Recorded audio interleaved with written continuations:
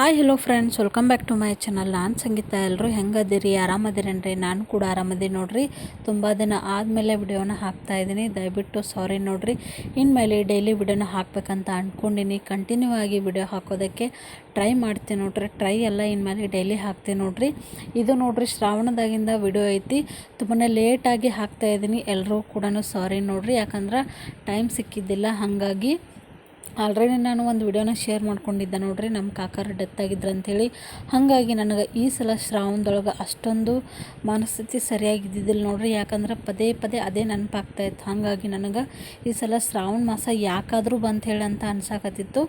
ಅದ್ರಾಗ ನೋಡ್ರಿ ನಮ್ಮ ಯಜಮಾನ್ರು ಕೂಡ ಟ್ರೈನಿಂಗ್ ಹಾಕಿದ್ರು. ಹಾಗಾಗಿ ಮನೆಯೊಳಗೆ 3 ಮಕ್ಕಳು ನೋಡಿಕೊಂಡು ಮತ್ತು ಮನೆ ಕೆಲಸ ಮಾಡಿಕೊಂಡು ಮತ್ತು ನೋಡ್ರಿ ನನಗೆ ಅದೇ 2 ಮಂತ್ಸ್ ಏನೋ ಆಗಿತ್ತು ನೋಡ್ರಿ. ಆವಾಗ ನನಗೆ ಡೆಲಿವರಿ ಆಗಿಬಿಟ್ಟು ಈ ಟೈಮ್ ಒಳಗೆ ಎಲ್ಲ ಕೆಲಸ ಮಾಡಿಕೊಂಡು ಮಕ್ಕಳನ್ನ ಸಂಭಾಳಿಸ್ಕೊಂಡು ಮತ್ತು ಪೂಜೆ ಗೀಜೆ ಅಂತ ಅಂದ್ಕೊಂಡು ತುಂಬಾ ಟೆನ್ಷನ್ ಆಗಿಬಿಟ್ಟಿತ್ತು.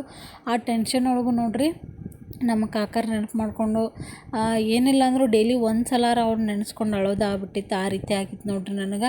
ಹಾಗಾಗಿ ಈ ಸಲ ಶ್ರಾವಣ ಮಾಸ ನನಗೆ ಅಷ್ಟೊಂದು ಖುಷಿನ ಕೊಡಲಿಲ್ಲ. ಆದರೂ ಕೂಡ ನೋಡ್ರಿ ಮನೆಯೊಳಗೆ ಪದ್ಧತಿ ಅಂತ ಇರ್ತದಲ್ಲ, ಹಾಗಾಗಿ ಅದನ್ನು ಮಾಡಲೇಬೇಕಾಗುತ್ತೆ. ನಮ್ಮ ಮನೆ ಒಳಗೆ ನೋಡ್ರಿ ನಮ್ಮ ಅತ್ತೆಯವರಿಂದನೇ ಪೂಜೆ ಮಾಡ್ಕೋತಾ ಬಂದಿದ್ದರು. ಸಂಪತ್ ಶುಕ್ರವಾರ ಅಂಥೇಳಿ ಮಾಡ್ತಾರಲ್ಲ, ಹಾಗಾಗಿ ಶುಕ್ರವಾರ ಪೂಜೆನ ಮಾಡೋದಿತ್ತು. ಹಾಗಾಗಿ ಇವತ್ತು ಶುಕ್ರವಾರ ನೋಡ್ರಿ, ಮೊದಲನೇ ಶುಕ್ರವಾರ ದಿನ ಇದು.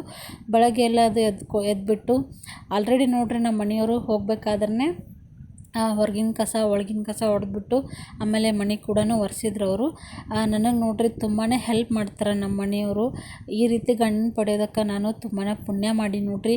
ಯಾರಿಗೆಲ್ಲ ಈ ರೀತಿ ಸಪೋರ್ಟ್ ಮಾಡೋ ಗಂಡ ಸಿಗ್ತಾರೆ ನೋಡ್ರಿ. ಕೆಲವೊಂದಿಷ್ಟು ಜನ ನೋಡ್ರಿ, ಯಾಕಂದ್ರೆ ಆಲ್ಮೋಸ್ಟ್ ಇವಾಗಿನ ಜನ್ರೇಷನ್ ಹೆಂಗೈತೆ ಅಂದ್ರೆ ಆಲ್ಮೋಸ್ಟ್ ಹೆಂಡತಿಯರಿಗೆ ಸಹಾಯ ಮಾಡೇ ಮಾಡ್ತಾರೆ, ಕೆಲವೊಂದು ಕಡೆ ಮಾಡೋಂಗಿಲ್ಲ.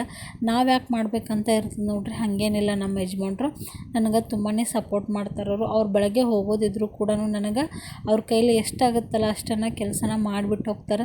ತುಂಬಾ ಖುಷಿ ಅನಿಸುತ್ತೆ ನೋಡ್ರಿ ನನಗೆ ಈ ರೀತಿ ಗಂಡ ಸಿಕ್ಕಿರೋದು. ಇವಾಗ ನೋಡ್ರಿ ಮೊದಲನೇ ಶುಕ್ರವಾರ ಇರೋದ್ರಿಂದ ನಾನು ಸ್ವಲ್ಪ ಬೇಳೆನ ಹಾಕಿದ್ದೆ, ಜಾಸ್ತಿ ಏನಿಲ್ಲ ನೋಡ್ರಿ, ಸ್ವಲ್ಪನೇ ಹಾಕಿದ್ದೆ. ಟೈಮ್ ನೋಡ್ರಿ 9 ಗಂಟೆ ಏನೋ ಆಗಿತ್ತು. ಆಲ್ಮೋಸ್ಟ್ ಎಲ್ಲ ಅಡುಗೆ ಕೂಡ ಮಾಡಿ ನಾನು ಅಡುಗೆದು ನೋಡ್ರಿ ವಿಡಿಯೋನ ಶೇರ್ ಮಾಡೋದಕ್ಕಾಗಲಿಲ್ಲ. ಯಾಕಂದ್ರೆ ಮಗು ಸ್ವಲ್ಪ ಸಮಾಧಾನ ಇದ್ದಾಗ ನಾನು ಅಡುಗೆ ಮಾಡ್ಕೋಬೇಕಾಗಿತ್ತು. ಆವಾಗ ಕಿರಿಕಿರಿ ಮಾಡೋಕತ್ತಿದ್ದಂದ್ರೆ ಅಲ್ಲಿ ಬಿಟ್ಟು ಹೋಗ್ಬೇಕಾಗಿತ್ತು ನೋಡ್ರಿ. ಇವಾಗ ನೋಡ್ರಿ ಎಲ್ಲ ಅಡುಗೆ ಕೂಡ ಆಲ್ಮೋಸ್ಟ್ ಆಗ್ಯದ. ಹೋಳಿಗೆ ಒಂದ ಮಾಡೋದಿತ್ತು, ದೇವ್ರ ಪೂಜೆ ಕೂಡ ಆಗ್ಯದ ನೋಡ್ರಿ. ಟೈಮು 9 ಗಂಟೆ ಆಗಿ ಬಂದಿತ್ತು ನೋಡ್ರಿ. ಮಕ್ಕಳನ್ನ ಸ್ಕೂಲ್ ಕೂಡ ಕಳಿಸ್ಬೇಕಿತ್ತು. ಅವ್ರಿಗೆ ಟಿಫನ್ ಮಾಡಿ ಮತ್ತು ಬಾಕ್ಸಿಗೆ ಅದೆಲ್ಲನೂ ಚಪಾತಿ ಅದನ್ನು ಹಾಕಿ ಕಳಿಸಿದ ನೋಡ್ರಿ. ಟೈಮು 9 ಗಂಟೆಗೆ 5 ನಿಮಿಷ ಕಡಿಮೆ ಐತಿ. ಈ ಕಡೆ ನನ್ನ ಮಗ ಎದ್ದಿದ್ದ, ಹಾಗಾಗಿ ಸ್ವಲ್ಪ ಅವನ್ನ ಸಮಾಧಾನ ಮಾಡಿಸ್ಬಿಟ್ಟು ಆಮೇಲೆ ಇವಾಗ ಹೋಳ್ಗೆನ ಮಾಡಕತ್ತೀನಿ ನೋಡ್ರಿ.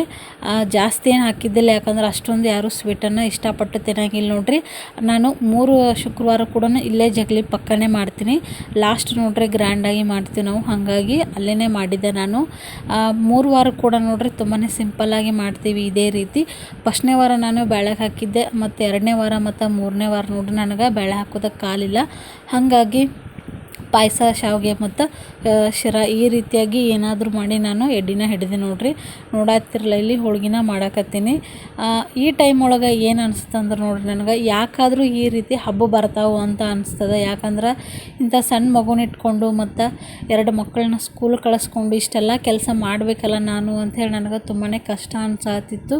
ಮಗು ಮಲ್ಕೊಂಡಾಗ ಏನು ಅನಿಸ್ತಿದ್ದಿಲ್ಲ ರೀ, ಏನಾದರೂ ಮಾಡ್ಬೇಕಂದ್ರೆ ಮಗು ಎತ್ತಂದ್ರೆ ತುಂಬಾ ಕಷ್ಟ ಅನ್ನಿಸ್ಬಿಡ್ತಿತ್ತು. ಯಾಕಾದರೂ ಮಾಡ್ಯಾರಪ್ಪ ಈ ಪೂಜೆ ಅದನ್ನೆಲ್ಲನ ಅಂಥೇಳಿ ಸಿಕ್ಕಾಪಟ್ಟೆ ಸಲ ನಾನು ಬೈಕೊಂಡಿದ್ದೀನಿ. ಯಾರಾದರೂ ಈ ರೀತಿ ಮಾಡ್ಯಾರ, ಸುಮ್ಮನೆ ನಮಗೆ ಜೀವ ತಿನ್ನೋಕೆ ಈ ರೀತಿ ಮಾಡ್ಕೊಂಡಾರಲ್ಲ ಪೂಜೆ ಗೀಜೆ, ಸಾಕಪ್ಪ ಸಾಕು, ಈ ಸಲ ಮಾಡೀನಿ, ನೆಕ್ಸ್ಟ್ ಟೈಮ್ ಮಾಡಲ್ಲ ಅಂತ ಅಂದ್ಕೊಂಡ್ಬಿಟ್ಟಿದ್ದೆ ನಾನು. ನಮ್ಮ ಅತ್ತೆ ಏನಂದ್ರು, ಹೋಗ್ಲಿ ಬಿಡು ಆಗೇ ಹೋಯ್ತಲ್ಲ, ಇದೊಂದು ಸಲ ಆದ್ರೆ ಮುಗೀತಲ್ಲ, ಈ ಶ್ರಾವಣದಾಗ ಮಗು ಸಣ್ಣದೈತಿ ಹಂಗಂತಿ, ನೆಕ್ಸ್ಟ್ ಟೈಮ್ ದೊಡ್ಡ ಆಗಿರ್ತಾನೆ, ಅಷ್ಟೊಂದೇನು ಕಷ್ಟ ಆಗಂಗಿಲ್ಲ ಅಂತಂದರು. ಆದರೂ ನೋಡ್ರಿ ಈ ಟೈಮ್ ಒಳಗೆ ಇಷ್ಟೆಲ್ಲ ಎದ್ದು ನಾ ಇಷ್ಟೆಲ್ಲ ಕೆಲಸ ಮಾಡಕತ್ತೀನಲ್ಲ ಒಂಥರ ಕಷ್ಟ ಅನ್ಸುತ್ತೆ ನನಗೆ.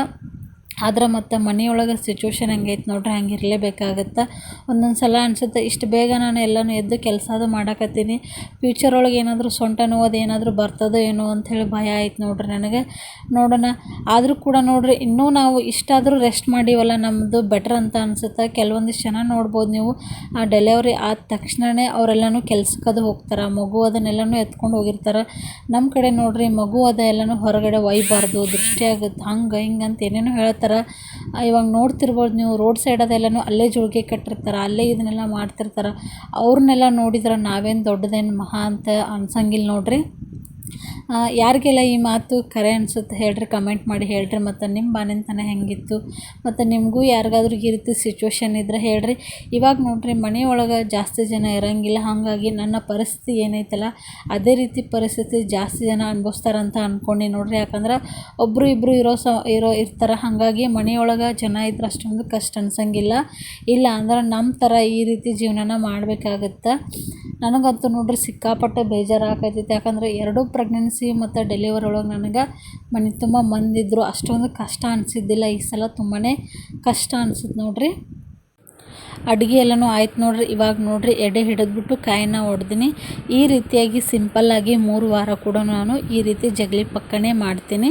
ನೋಡೋಕ್ಕಾಯ್ತಿರಲ್ಲ, ಆಲ್ರೆಡಿ ಪೂಜೆ ಎಲ್ಲನೂ ಮುಗೀತು. ಇವಾಗ ಊಟಕ್ಕೆ ಏನು ಮಾಡೀನಿ ಅಂತಂದ್ರೆ ನೋಡ್ರಿ, ಇಲ್ಲಿ ಕ್ಯಾಪ್ಸಿಕಮ್ ಪಲ್ಯನ ಮಾಡಿದ್ದೆ, ಡೊಣ್ ಮೆಣಸಿನ್ಕಾಯಿ ಪಲ್ಯ, ಅನ್ನ, ಕಟ್ಟಿನ ಸಾರು, ಹೋಳ್ಗೆ ಮತ್ತು ಚಪಾತಿ ಮತ್ತು ಕೂಡಿಗೆನ ಕರೆದಿದ್ದೆ ನೋಡ್ರಿ. ಮೊದಲನೇ ವಾರ ಅಷ್ಟೇ ನಾನು ಬೇಳೆಗೆ ಹಾಕಿರೋದು. ಲಾಸ್ಟ್ನೇ ವಾರ ಕೂಡ ನೋಡ್ರಿ ಸೇಮು ಹೋಳಿಗೆ ಬೇಳೆಗೆ ಹಾಕಿದ್ದೀವಿ, ಮತ್ತು ಅನ್ನ, ಕಟ್ಟಿನ ಸಾರು, ಹೋಳ್ಗೆ, ಚಪಾತಿ ಈ ರೀತಿ ಮಾಡಿದ್ದೆ. ಆವತ್ತು ನಾನು ವಿಡಿಯೋನ ಶೇರ್ ಮಾಡೋಗೋದಕ್ಕೆ ಆಗಲಿಲ್ಲ ನೋಡ್ರಿ, ತುಂಬಾ ಬ್ಯುಸಿ ಇದ್ದೆ ನಾ ಅವತ್ತು.